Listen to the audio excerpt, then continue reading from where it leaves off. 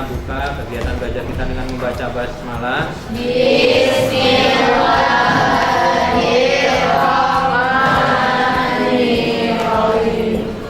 Hari absen dulu hari ini yang tidak masuk selain yang ikut di WATES ya, sama Paskibra ada nggak masuk hari ini?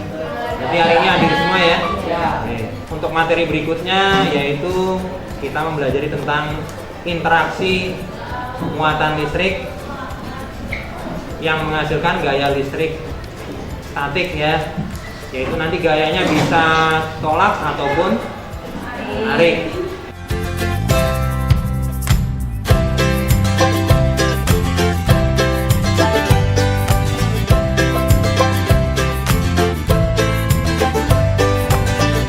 Silakan lihat di buku paket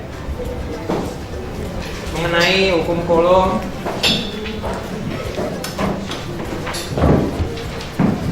pada halaman mulai dari 105.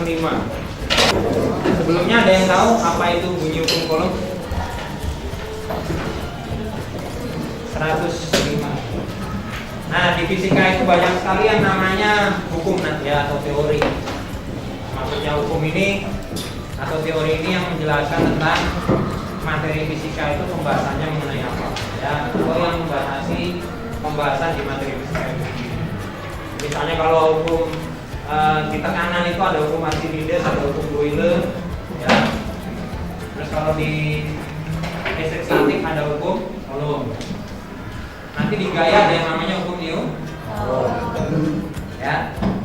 Nah, sebelum kita membahas tentang hukum Coulomb, sebelumnya sudah dibahas tentang muatan listrik kan? Sudah, kita hanya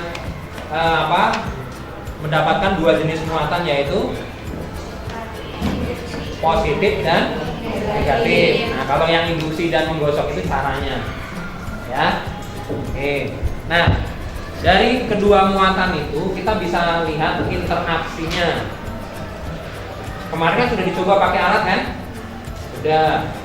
Misalnya pipa plastik kecil kalau digosokkan ke rambut, kemudian didekatkan dengan gabus yang digantung, menghasilkan gaya apa?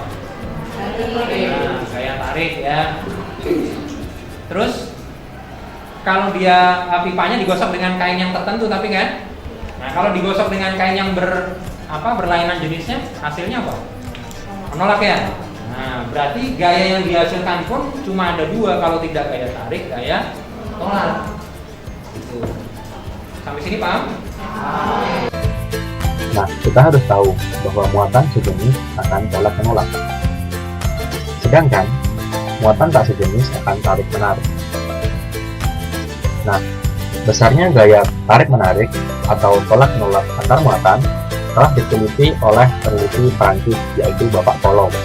Itulah mengapa hukum ini dikenal dengan hukum Coulomb. Jadi misalnya kita punya dua buah muatan. Muatan apa ini? Iya.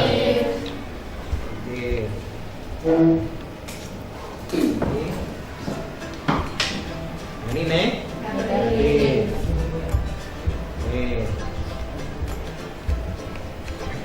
Apa yang terjadi kalau muatan positif dan negatif itu saling didekatkan? Apa artinya arah anak panah? Tarik. Di kelas 8 kalian sudah pernah belajar yang namanya gaya. Gaya itu adalah besaran vektor. Apa maksudnya kalau gaya itu adalah besaran vektor?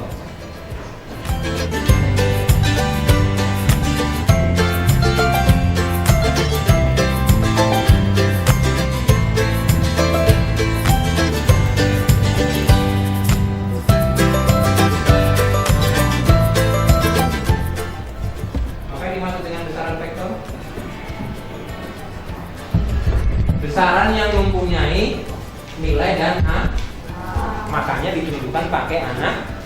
Nah, ini artinya arah ini ya. Sekarang, besaran vektor itu apa? Dari konsep awalnya dulu. Nah, kita lihat animasi ini.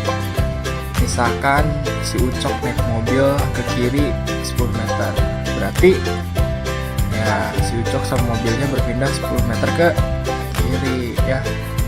Nah, sekarang ini kelelawar, dia miring ketika sejauh 15 meter dengan sudut berapa nih? 30 derajat misalkan ya. Artinya kelelawar tersebut bergerak 15 meter arah 30 derajat dari sumbu X ya. Jadi dari kedua contoh ini yang maksud dengan besaran vektor itu apa?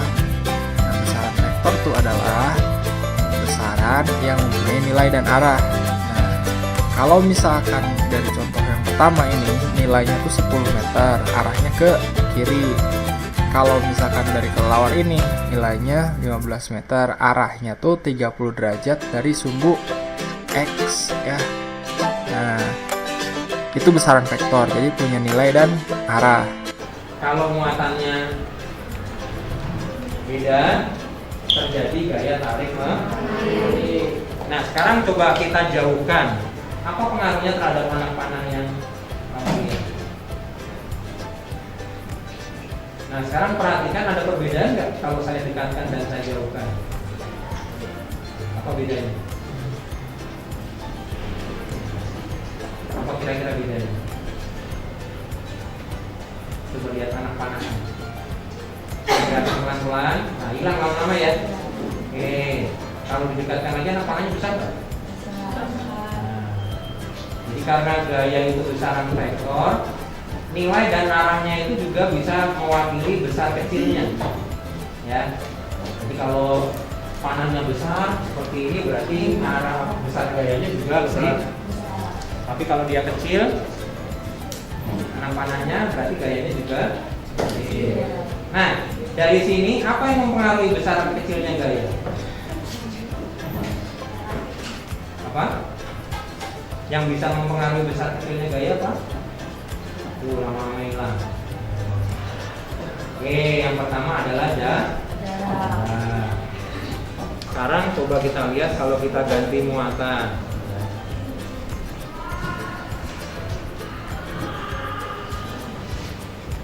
Kalau tadi muatannya sejenis ya, berlainan jenis ya.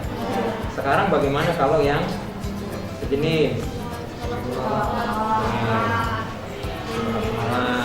Ya. Sekarang lihat anak panahnya. Biasanya ini kalau bendanya yang mau disampaikan itu bentuknya besar atau mungkin punya gerakan tertentu secara realnya, kita bisa pakai kunci yang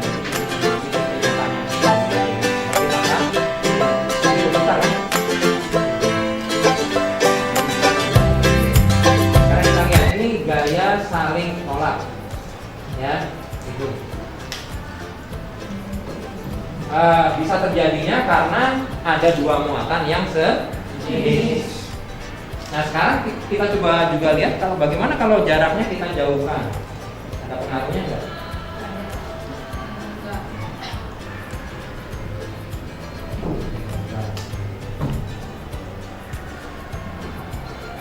Panahnya hilang ya? Oke, berarti ini membuktikan pengaruh jarak terhadap kedua muatan ya. Oke.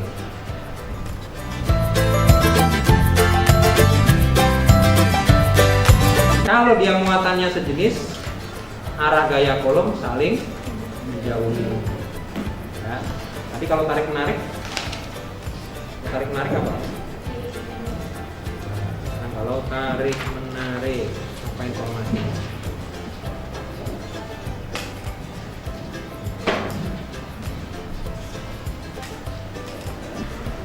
Sebelum ke rumus. Yang kedua, kita cari pengaruh lain dari gaya yang dihasilkan. Oke, sekarang saya coba kalau bendanya itu besar ya. Nih. Sekarang lihat anak panah yang ditunjukkan. Ingat ya. Ini namanya vektor. Jadi gaya itu sebetulnya bisa dilukiskan dengan sebuah garis, namanya garis gaya. Garis gaya ini nanti dia melukiskan selain besar juga arah. Jadi ini besar, besarnya itu sebanding dengan penggambaran besar anak panah. Ya. Jadi nanti kalau gayanya besar, ini anak panahnya gambarnya besar.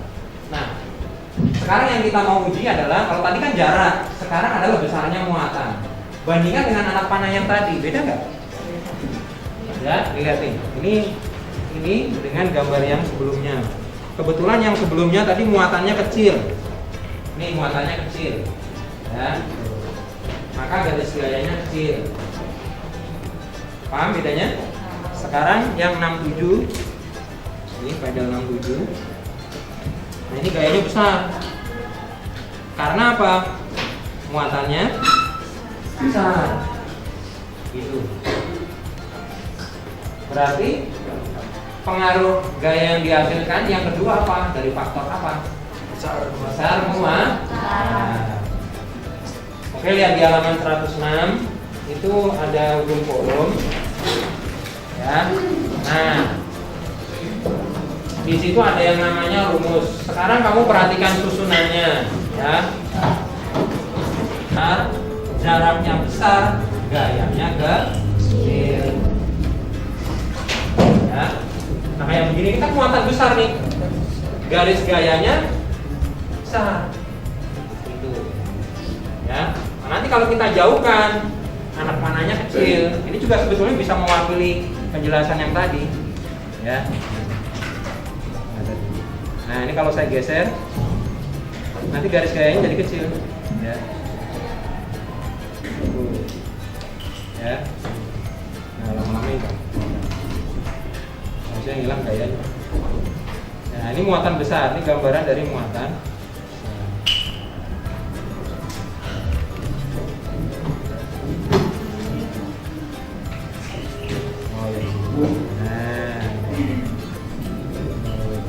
Hilang gayanya kan? Nah, itu karena jaraknya semakin jauh. Ya. Sampai di sini ada pertanyaan? Itu kan rumusnya kan K+1 kali Q2 ber-R pangkat 2. Terus yang maksudnya K1 dengan 9 kali 10 pangkat 9 itu apa? Itu nilai pembanding. Terus Iya. nilai konstan. Di fisika itu banyak sekali yang namanya nilai konstan. Konstanta. Itu menjelaskan tentang medium. Sebenarnya kalau tulisan dipakai rumus fisika SMA lebih ada yang namanya istilahnya medium. Nanti kalau mediumnya bukan udara beda lagi. Nilainya nggak segitu. Itu namanya konstanta. Ya, tahu yang namanya massa jenis? Oh. Sama nggak kalau misalnya kayu besar saya potong-potong jadi kecil, apakah bentuknya masih kayu? Masih. Nilainya sama nggak? Kalau nilai massa jenis sama. Ini ada benda besar nih, ya. Ini yang namanya konstanta ya. Ditimbang 100 kg, ternyata volumenya 100. Terus saya belah 4. Terbagi 4 nggak? Iya.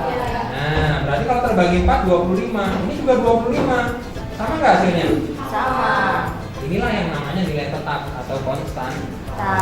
Jadi nggak pernah kayu besar itu tenggelam di air. Mau dia kayu kecil, kayu besar, dia tetap terapung di atas air. Karena air itu lebih besar nilainya daripada kayu. Ya, beda juga dengan besi. Mau besinya secuil, mau besinya besar, dia tenggelam di air. Gitu. Itu namanya nilai konstan. Kita tutup pertemuan hari ini dengan membaca hamdalah. Alhamdulillah.